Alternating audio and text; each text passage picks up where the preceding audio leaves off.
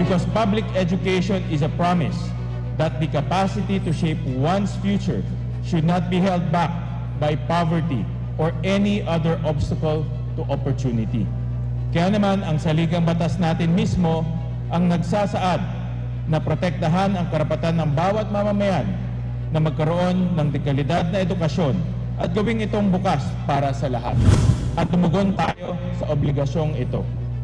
Ang pinakamatatag na patunay dito ay ang Universal Access to Quality Tertiary Education Law.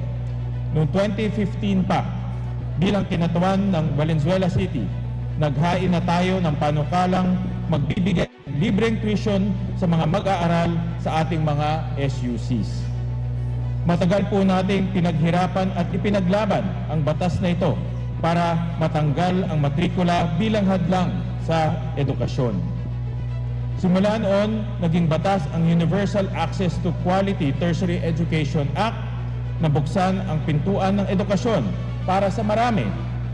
Mula school year 2018 to 2019 hanggang school year 2025 to 2026 ay nagkaroon ng mahigit 5,400,000 na unique beneficiaries ang Free Higher Education Law.